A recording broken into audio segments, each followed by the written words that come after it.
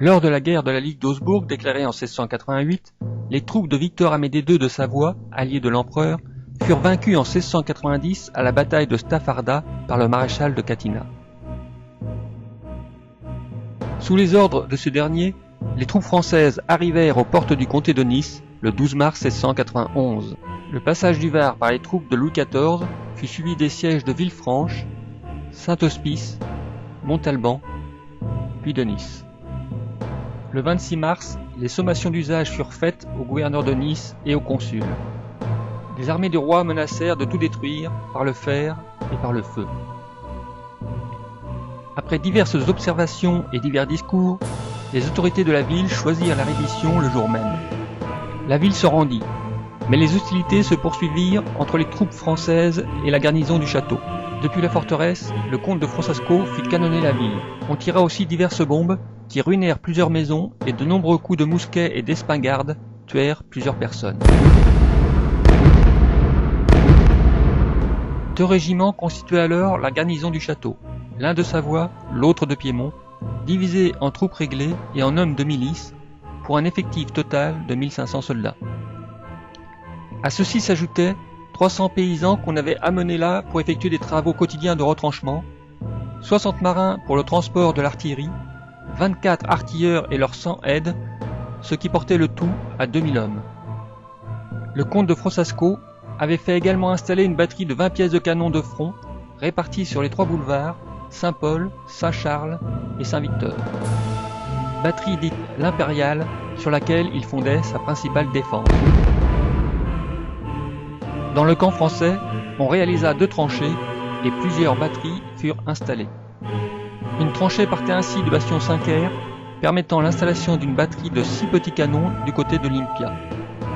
Cette tranchée formait une avancée le long de la colline, rejoignant la fausse braie de la citadelle du côté de Saint-Jacques. Toujours à partir de Saint-Quer, une autre tranchée montait vers l'angle mort de la courtine joignant la citadelle, puis progressait parallèlement à la tête de l'ouvrage à cornes.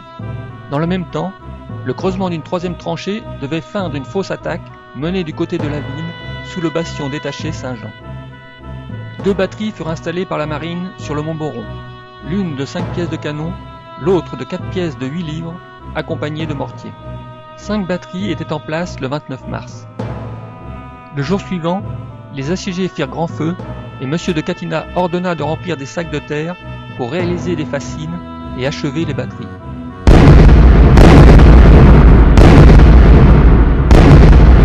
Dans la nuit du 29 au 30 mars, les Français atteignirent la palissade située devant le parapet de la contrescarpe du chemin couvert, laissée sans défense.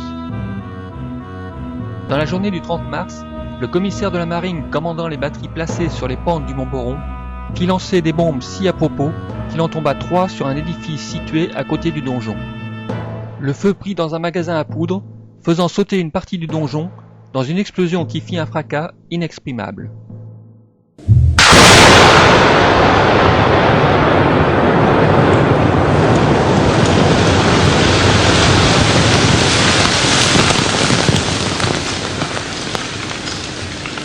L'effet, horrible et surprenant, tua ou blessa entre 400 et 500 personnes. L'ingénieur français, Lapparat de Fieux, écrivit « J'étais à la tête de la tranchée lorsque cela arriva, et nous eûmes beaucoup de soldats tués et blessés des pierres du dit donjon. Nous fûmes une demi-heure dans les ténèbres. Les assiégeants profitèrent de la consternation pour s'installer sur la palissade du chemin couvert du côté de la tête de l'ouvrage à cornes. 2 pièces d'artillerie furent mises en batterie pour trouer l'escarpe et permettre l'approche des mineurs. Le 2 avril, la mine fut chargée en poudre, prête à faire son effet. Toutefois, avant même l'explosion, le comte de Frossascau capitula et fit battre la chamade. Ainsi, 6 jours de tranchées ouvertes, du 29 mars au 2 avril, suffirent pour obtenir la reddition. La porte du château de Nice fut livrée aux troupes du roi le 4 avril 1691 à 5 heures de l'après-midi. La garnison dut sortir avec armes et bagages, tambours battants, mèches allumées, drapeaux déposés, mais put emporter symboliquement 4 pièces de canon. Elle partit sur Auneuil avec les moyens fournis par les vainqueurs, dont des vivres et des médicaments pour les blessés. Les Français prirent possession de la place le 5 avril. M. de Catinat écrivit alors « C'est un objet horrible que ce château. Tous les logements en sont ruinés. C'est un débris général mêlé de morts, où l'infection commence à être fort grande. L'effet de la poudre me persuade de la quantité que l'on dit qu'il a sauté. Ils appelaient le château de Nice une pucelle, parce qu'il n'avait jamais été pris. Pareils pucelages font autant de plaisir que ceux qu'on a tant de peine à trouver.